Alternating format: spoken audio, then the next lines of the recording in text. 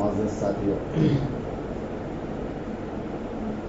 اللہ تعالیٰ نے جب اس پوری کائنات کو پیدا کیا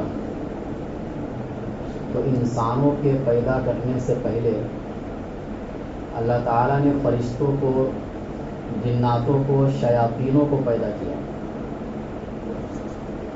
فرشتوں کا تو یہ حال تھا کہ ان میں گناہ کی کوئی صفت نہیں ہے، وہ صرف نیکی ہی کرتے ہیں،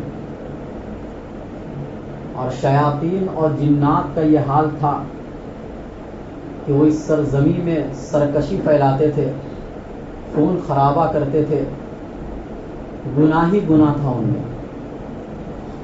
اللہ تعالیٰ نے یہ ارادہ کیا کہ ایک ایسی مخلوق کو پیدا کروں کہ جس میں گناہ اور نیکی دونوں صفت برابر ہوگی۔ اب یہ انسان کے اوپر ہے کہ وہ زیادہ نیکی کر کے اپنے آپ کو کامیاب بنا لے یا زیادہ گناہ کر کے اپنے آپ کو ناکام بنا لے، یہ انسان کے اوپر ہے۔ اللہ نے فرمایا وَنَفْسٍ وَمَا سَوَّاهَا فَأَلْهَمَهَا فُجُورَهَا وَتَقْوَاهَا، کہ اس نفس کو اللہ تعالیٰ نے اس کی نیکی اور اس کی برائی دونوں کا الہام فرما دیا ہے۔ نیکی بھی نفس میں ڈال دی اللہ نے، اور برائی بھی اللہ تعالیٰ نے نفس میں ڈال دی، لہذا انسان میں دونوں چیزیں ہیں۔ اور اس کے ساتھ ساتھ اللہ نے انسان کو اشرف المخلوقات بھی بنا دیا، یعنی اگر یہ انسان تھوڑا محنت کر لے اور اپنے آپ کو کامیاب بنا لے تو یہ فرشتوں سے بھی اعلیٰ ہو جاتا ہے، اور اگر یہ گناہوں کی لت میں پڑ جائے، گناہوں کو اپنی عادت بنا لے تو یہ جانور سے بھی نیچے چلا جاتا ہے۔ اس لیے گناہ اور نیکی کے اعتبار سے انسانوں کی 4 قسمیں ہیں۔ ایک وہ انسان ہے جو بہت زیادہ نیکی بھی کرتا ہے اور بہت زیادہ گناہوں سے بچنے کا اہتمام بھی کرتا ہے۔ یہ انسان اللہ تعالیٰ کو سب سے زیادہ پسندیدہ ہے، نیکی بھی اس کے کھاتے میں بہت ہے اور گناہوں سے بچنے کا اہتمام بھی بہت ہے۔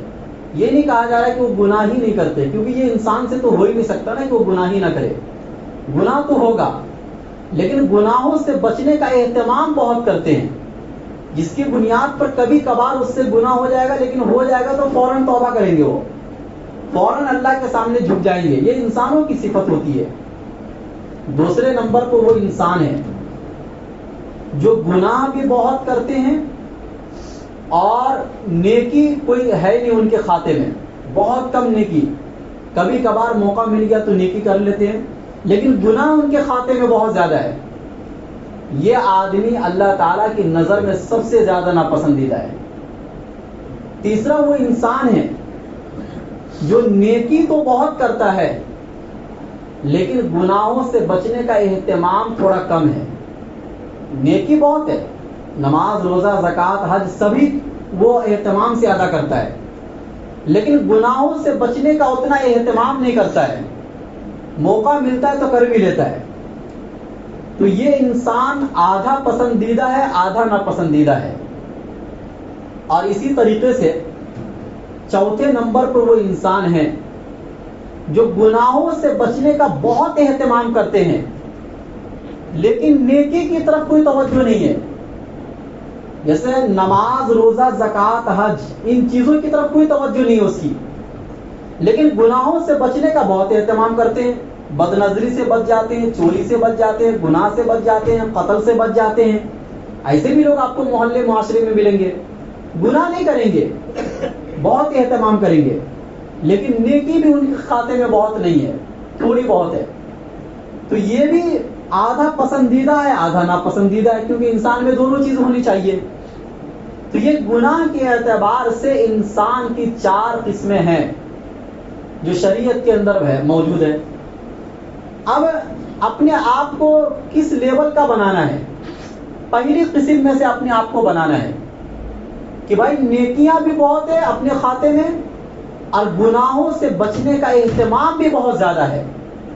ایک مرتبہ حضرت عبداللہ بن عباس رضی اللہ عنہ سے سوال کیا گیا کہ ایک انسان بہت زیادہ نیکی کرتا ہے اور بہت زیادہ گناہ بھی کرتا ہے، اور ایک انسان بہت کم نیکی کرتا ہے اور بہت کم گناہوں سے بچنے کا اہتمام بھی کرتا ہے، دونوں میں سے آپ کے نزدیک پسندیدہ کون ہے؟ تو حضرت عبداللہ بن عباس رضی اللہ عنہ نے فرمایا کہ گناہوں سے بچنے کے برابر میں کسی چیز کو قرار نہیں دیتا ہوں. یعنی ایک انسان نیکی کرے یا نہ کرے، لیکن گناہوں سے بچنے والی اگر وہ زندگی گزار رہا ہے تو اس کے برابر کوئی چیز نہیں ہے. یہی وجہ ہے کہ ایک مرتبہ ایک بزرگ سے سوال ہوا کہ آپ تہجد کے بارے میں کیا فرماتے ہیں؟ تو انہوں نے یہ فرمایا کہ ایک انسان پورے دن گناہوں سے بچا رہے اور رات میں آرام سے سو جائے، وہ تہجد کی نماز نہ پڑھے، یہ بہتر ہے اس کے مقابلے میں جو رات دن بھر گناہوں میں ملوث رہتا ہے اور رات میں تہجد کی بھی نماز پڑھتا ہے. کیونکہ تہجد کی نماز بھی پڑھتا، آپ دن بھر گناہ بھی کر رہے ہیں. یہ اتنا بہتر نہیں ہے جتنا ایک آدمی تہجد نہیں پڑھتا ہے، دن میں گناہوں سے بچا رہتا ہے.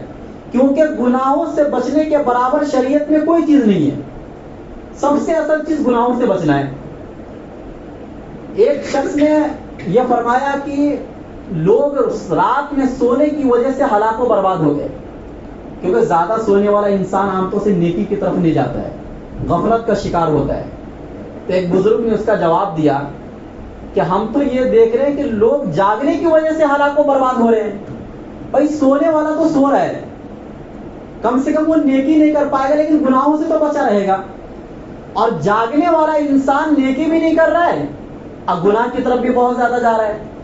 تو ہلاک و برباد تو آج کے زمانے میں زیادہ تر جاگنے والے ہو رہے ہیں، سونے والے نہیں ہو رہے. یہ کہنے کا مقصد کیا ہے کہ گناہوں سے بچنے کا اہتمام انسان کی زندگی میں زیادہ ہونا چاہیے. یہ مطلب نہیں کہ ایک آدمی اگر تہجد پڑھ رہا ہے تو پھر وہ چھوڑ چھاڑ دے اب سو اور رات میں دن میں گناہوں سے بچتا رہے. نہیں، یہ چیز بھی آپ کو گناہوں سے بچائے گی. اس کا بھی اہتمام کرتے رہو، اس کا بھی اہتمام کرو، گناہوں سے بھی بچنے کا اہتمام کرو. تو دونوں چیز انسان کی زندگی میں ہونا چاہیے. حضرت عبداللہ ابن مبارک رحمۃ اللہ علیہ بہت بڑے محدث گزرے ہیں. انہوں نے ایک موقع پر فرمایا کہ میں 1 روپیہ، اس زمانے میں چونکہ درہم چلتے تھے تو انہوں نے درہم کی مثال دی، آج کے زمانے میں روپیے چلتے ہیں. تو انہوں نے یہ فرمایا کہ میں 1 روپیہ جو مشتبہ ہے، جس کے بارے میں یہ احتمال ہے کہ یہ حلال کا بھی ہو سکتا ہے حرام کا بھی ہو سکتا ہے، میں اس 1 روپے کو لینے سے رک جاؤں، یہ زیادہ بہتر ہے میرے لیے کہ میں 6 لاکھ روپیہ صدقہ کر دوں. یعنی ایک آدمی لاکھوں روپیہ صدقہ کر رہا ہے لیکن 1-2 روپیہ جو حلال اور حرام کا جس میں اشتباہ ہے وہ نہیں چھوڑ رہا ہے، وہ سائڈ سے وہ بھی لے رہا ہے. تو آدمی کے لیے وہ 1 لاکھ روپیہ صدقہ کرنا اتنا معنی نہیں رکھتا ہے جتنا کہ اللہ کی نظر میں آپ لاکھوں روپیہ صدقہ نہ کرو لیکن 1 روپیہ جو حرام کا آپ اس سے بچ جاؤ، یہ زیادہ اہمیت کے پیش نظر ہے اللہ تعالیٰ کے یہاں. حرام سے بچنا صدقہ کرنے کے مقابلے میں اللہ تعالیٰ کے نزدیک اس کی ویلو زیادہ ہے. دیکھیے اللہ تعالیٰ کے یہاں کسی بھی نیکی اور گناہ کی کوانٹیٹی کو نہیں دیکھا جاتا ہے، کوالٹی کو دیکھا جاتا ہے. اللہ تعالیٰ کے یہاں یہ نہیں دیکھا جائے گا کہ آپ کتنا کیے ہیں، بلکہ یہ دیکھا جائے گا کہ جو نیکی اور گناہ کا کام آپ کیے ہیں یہ اللہ تعالیٰ کے نزدیک کتنا وزنی ہے. دیکھیے شرک یہ گناہ ہے اور بہت بڑا گناہ ہے. اب ایک آدمی اپنی زندگی میں اچھا کام کر رہا ہے، ہر اچھا کام کر رہا ہے، لیکن وہ شرک میں مبتلا ہے، اللہ تعالیٰ اس کو کہاں ڈال دیں گے؟ جہنم میں ڈال دیں گے. کیوں؟ وہ اللہ تعالیٰ کے یہاں یہ نہیں کہہ سکتا ہے کہ میں تو غریبوں کی مدد بھی کرتا تھا، یتیموں بیواؤں کی مدد بھی کرتا تھا، لہذا میرا یہ حق بنتا کہ میں جنت میں جاؤں. نہیں، آپ نے جو شرک والا کام کیا تھا اس کا وزن بہت زیادہ ہے اللہ تعالیٰ کی نظر میں. اور ایک آدمی ایمان والا ہے، سارے گناہ کرتا ہے وہ، تو یہ کبھی نہ کبھی جنت میں جائے گا کیونکہ ایمان کا وزن اتنا زیادہ ہے کہ کوئی بھی گناہ اس کو نیچے نہیں کر سکتا ہے. تو اللہ تعالیٰ کے یہاں وزن دیکھا جائے گا، اللہ تعالیٰ کے یہاں تعداد اور گنتی نہیں دیکھی جائے گی کہ یہ انسان کتنا کر کے آیا ہے. تو اگر آپ حرام پیسے سے بچ رہے ہیں اگرچہ آپ صدقہ خیرات یعنی نفلی صدقہ خیرات آپ نہیں کر رہے ہیں تو آپ کی اتنی پکڑ نہیں ہوگی، لیکن اگر آپ صدقہ خیرات بھی بہت زیادہ کر رہے ہیں اور حرام سے بھی آپ نہیں بچ رہے تو آپ کی پکڑ ہو جائے گی قیامت کے دن، اور وہ صدقہ خیرات کرنا آپ کو جہنم سے نہیں بچا پائے گا، کیونکہ اللہ تعالیٰ کے یہاں حرام میں ملوث ہونا اس کا وزن زیادہ ہے نیکی کرنے کے مقابلے میں۔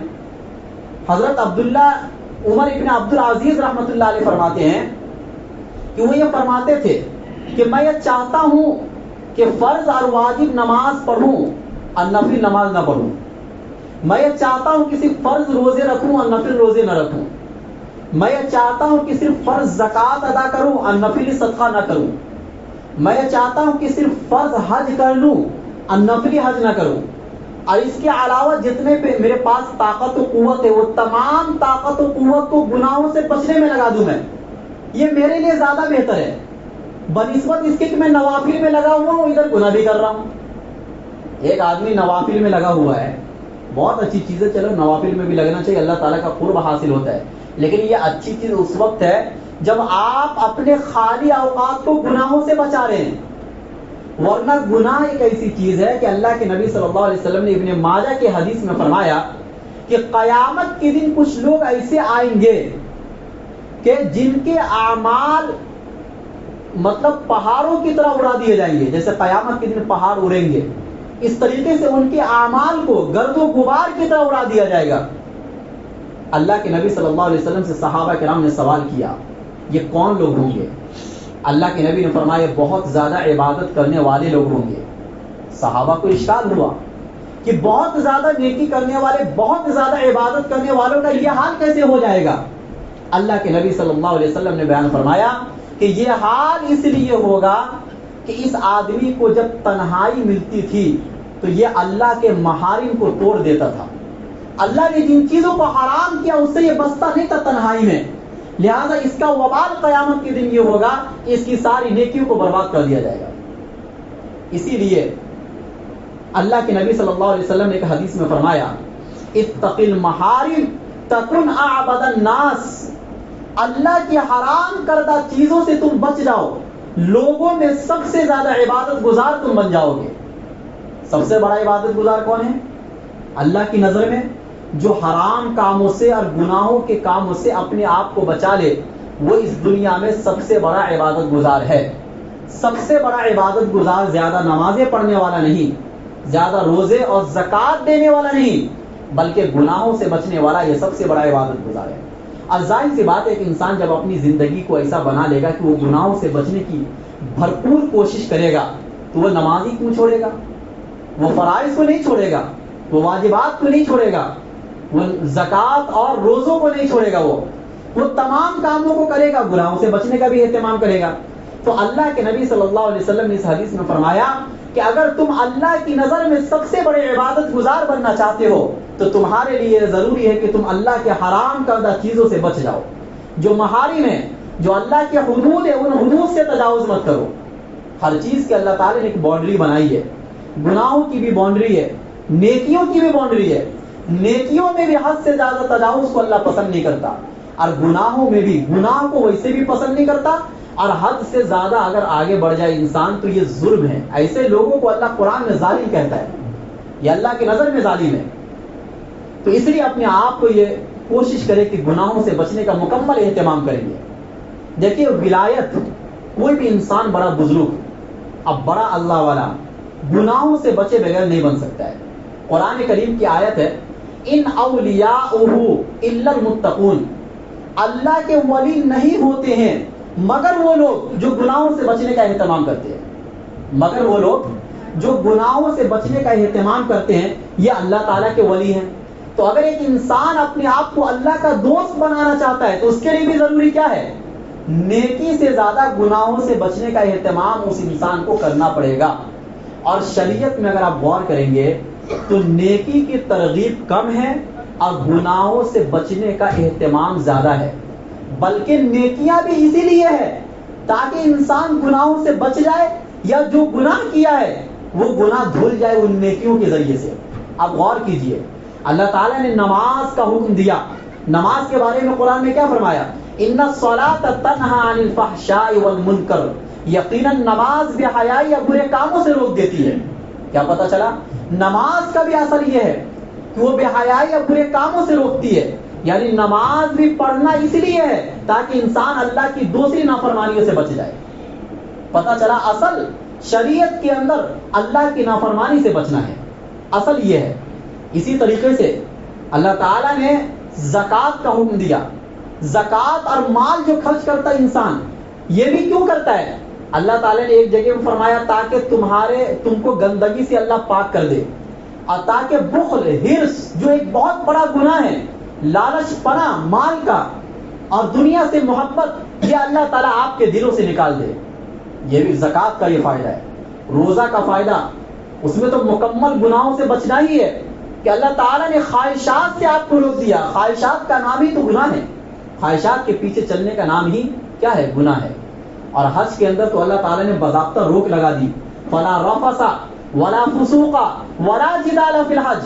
جب انسان حج کا احرام باندھ لے تو نہ کوئی گناہ کا کام کر سکتا ہے، نہ فسق و فجور کا کام کر سکتا ہے، اور نہ کوئی لڑائی جھگڑے والا کام کر سکتا ہے. کیا پتہ چلا؟ نیکیاں جتنی ہے شریعت کے اندر وہ ہے اس لیے تاکہ انسان گناہوں سے بچ جائے. اور شریعت میں جتنا زیادہ زور گناہوں سے بچنے پر دیا گیا ہے اتنا زیادہ زور نیکیوں کے کرنے پر نہیں دیا گیا ہے. اور جتنی تعریف انسان کی گناہوں سے بچنے پر کی گئی ہے اور جتنے انعامات اللہ تعالیٰ کے گناہوں سے بچنے پر ملیں گے اتنے نیکیوں کے کرنے پر نہیں ملیں گے. اس لیے گناہوں سے بچنے کا اہتمام انسان کو مکمل کرنا چاہیے. دیکھیں انسان میں دو صفتیں ہیں.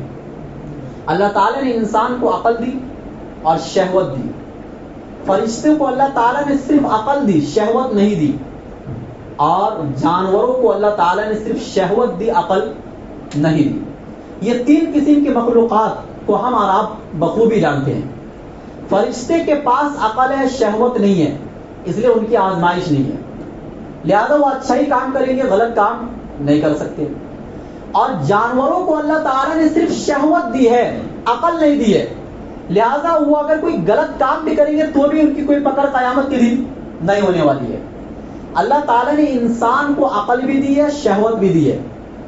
اگر یہ انسان اپنی عقل کو شہوت سے اوپر کر لے تو یہ فرشتوں سے افضل ہے، اور اگر یہ انسان اپنی شہوت کو عقل سے اوپر کر لے تو جانوروں سے بدتر ہے.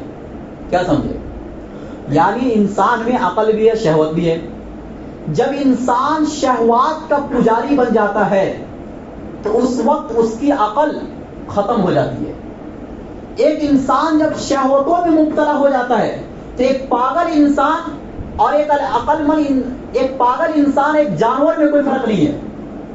جس طریقے سے جانوروں کو جب شہوت چڑھتی ہے تو وہ یہ نہیں دیکھتے ہیں کہ سامنے کون ہے، بس وہ اپنی خواہشات کو پوری کرنے میں مگن رہتے ہیں. اسی طریقے سے ایک انسان کو جب شہوت کا بھوت سوار ہو جاتا ہے تو وہ نفع اور نقصان کو پیچھے چھوڑ دیتا ہے، وہ اپنی عقل کو پیچھے چھوڑ دیتا ہے. عقل اسے بتا رہی ہوتی ہے کہ بھائی بعد میں چل کے تجھے نقصان ہوگا، لیکن وہ شہوات کو اوپر کر لیتا ہے، عقل کو نیچے کر لیتا ہے. لہذا یہ انسان اللہ کی نظر میں جانور سے بھی بدتر ہو جاتا ہے. ایسے لوگوں کے بارے میں قرآن میں فرمایا اولئک کالانعام بل هم اضل. انسانوں میں کچھ لوگ ایسے ہیں جو جانوروں کی طرح ہیں بلکہ اس سے بھی زیادہ بدتر ہے. اولئک هم الغافلون. یہ وہ لوگ ہیں جو غفلت کی زندگی گزارتے ہیں. اور اگر یہ انسان عقل کے پردے کو اوپر کر لے، الشہوات کو نیچے کر لے، یعنی جب کبھی بھی اسے گناہ کرنے کی خواہش ہو تو اللہ تعالیٰ نے عقل استعمال کرنے کا حکم دیا. وہ فوراً یہ سوچے کہ جس خالق کے کائنات نے مجھے پیدا کیا ہے، جن کے احسان کے نیچے ہم دبے ہوئے ہیں، ہر لمحہ لاکھوں کروڑوں احسانات ہمارے اوپر اللہ تعالیٰ کے ہو رہے ہیں. ہر لمحہ اگر انسان اپنی اس عقل کا استعمال کرے گا تو وہ گناہوں سے بچ جائے گا اور یہ فرشتوں سے بھی اعلیٰ اور افضل ہو جائے گا. اس لیے انسان کے اوپر ہے، چاہے تو آپ جانوروں سے بدتر بنا لو اپنے آپ کو، اور چاہے تو آپ انسانوں سے فرشتوں سے اپنے آپ کو افضل بنا لو. یہ انسان کے اوپر ہے. چاہے جنت والی زندگی گزار لے اور چاہے جہنم والی زندگی گزار لے، اللہ زبردستی آپ کا ہاتھ پکڑ کے نہ آپ کو جنت کے راستے کی طرف لے کے آئے گا، نہ آپ کو جہنم کے راستے کی طرف لے کے جائے گا۔ ایک حد تک اللہ نے انسانوں کو اختیار دیا ہے، اور اس اختیار ہی کے نتیجے میں ہماری آزمائش ہے، اور اسی اختیار ہی کے نتیجے میں یا تو انسان کو جنت ملے گی اور یا تو انسان کو جہنم ملے گی۔ تو اس لیے اپنے آپ کو، اپنی زندگی کو سدھارنا ہے۔ دیکھیں، انسان جب بھی گناہ کرتا ہے تو گناہوں کے دو راستے ہوتے ہیں، ایک شکوک، ایک شبہات۔ جب اس انسان کو اسلام میں شک ہونے لگ جائے تو وہ مذہب کو چھوڑ دیتا ہے، اور جب اس کے اندر شبہات پڑ جائے اور اسے یہ لگنے لگ جائے کہ نہیں بھائی، یہ قرآن و حدیث پر عمل کرنے سے کچھ ملنے ولنے والا نہیں ہے، اور جو وعدے کیے گئے جنت اور جہنم کے وہ تو بہت بات کی چیز ہے۔ جب انسان کے ذہن میں یہ خیالات آنے لگتے ہیں تو پھر یہی انسان شیطان کا غلام بن جاتا ہے۔ جب شکوک و شبہات کی زندگی میں آپ پڑ گئے تو آپ اللہ کی غلامی سے نکل کر شیطانوں کی غلامی میں چلے گئے۔ اب آپ کی رسی شیطان کے ہاتھ میں ہے، وہ جدھر چاہے گا ادھر لے کے جائے گا، گناہوں کو آپ کے سامنے مزین بنا کر پیش کرے گا۔ دیکھیے، ایک بات یاد رکھیے، گناہوں میں لذت ہے تبھی تو انسان گناہوں کی طرف جاتا ہے۔ اگر لذت نہیں ہوگا تو انسان گناہوں کی طرف کیوں جائے گا؟ انسان چوری کرتا ہے، چوری میں لذت ہے کیونکہ اسے معلوم ہے کہ میں بہت پیسے والا ہو جاؤں گا۔ اسی طریقے سے انسان گناہ کا دوسرے کام کرتے ہیں، اس میں لذت ہے۔ لذت کے بغیر کوئی بھی انسان گناہ نہیں کرے گا، اور اللہ نے رکھا بھی ہے لذت کو تاکہ انسان اس طرف بھی جائے، اس طرف بھی جائے، اور جب ذہن انسان کا اس طرف جانے لگے تو وہ اللہ کو یاد کر کے وہ اس طرف نیکی کے راستے کی طرف آ جائے۔ تو لذت اللہ تعالیٰ نے رکھا ہے، لیکن اس لذت میں سکون بھی نہیں ہے، دوام بھی نہیں ہے۔ سکون کا مطلب یہ ہوتا ہے کہ انسان کو لذت وقتی طور پر ملتی ہے، دائمی سکون نہیں ملتی ہے، اور وہ لذت بھی دائمی نہیں رہتی ہے، بعد میں سزا اس کو ملتی ہے۔ اگر چور پکڑا جائے گا تو سزا تو ملے گی نا۔ دنیا کا کوئی بھی ملک ایسا نہیں ہے جس میں چوری کرنے والے کو عزت دی جاتی ہو۔ ہر انسان اس کو غلط سمجھتا ہے، معاشرے میں اس کو غلط سمجھا جاتا ہے، زنا کرنے والے کو غلط سمجھا جاتا ہے، بے حیائی پھیلانے والے کو غلط سمجھا جاتا ہے۔ تو پتہ یہ چلا، اور یہ سب گناہ جب انسان کرتا ہے تو چھپ کر ہی کرتا ہے، کھلم عام تو نہیں کرتا ہے۔ چاہے دنیا کی کتنی بھی ترقی یافتہ ممالک میں آپ چلے جائے تو اتنا اوپن سارے گناہوں کو نہیں کیا جاتا ہے، کچھ ہے، لیکن پھر بھی انسان چوری چپ کے یہ سب کام کرتا ہے۔ اسے یہ معلوم ہے کہ یہ میں غلط کر رہا ہوں، اس کے دل کو سکون نہیں مل رہا ہوتا ہے، اور جو لذت اس کو ملتی ہے وہ لذت وقتی ہوتی ہے، دائمی نہیں ہوتی ہے۔ اسی طریقے سے انسان جب خواہشات کے پیچھے چلتا ہے تو خواہشات کے پیچھے چلنے میں کچھ وقت تک تو آپ کو سکون ملے گا، لیکن وہ سکون بھی دائمی نہیں ہے۔ اس کو ایک مثال سے سمجھیے، انسان جب بائک خریدتا ہے، یہ انسان کی خواہش ہوتی ہے کہ میں گاڑی پر چلوں، لیکن اس کے بعد پھر انسان کی خواہش یہ ہوتی ہے کچھ مہینوں کے بعد کہ اس سے مہنگی چیز میں خریدوں، پھر اس کے بعد وہ کار پر آ جائے گا، پھر کار میں بھی جو مہنگے کار ہوں گے اس کی طرف آئے گا وہ، یعنی اسے سکون نہیں ملے گا۔ آپ جس چیز میں ایک مرتبہ بیٹھ گئے، ایک مہینہ، 2 مہینہ، 1 سال، 1 سال کے بعد آپ کا دل یہ چاہے گا کہ میں اس کو بدلوں، دوسری چیز لاؤں۔ آپ موبائل استعمال کرتے ہیں، آج آپ نے 20,000 کا استعمال کیا، کل کو آپ 30 کا کریں گے، 40 کا کریں گے، آپ کو سکون اس میں بھی نہیں ملے گا، آپ 50 کی طرف جائیں گے۔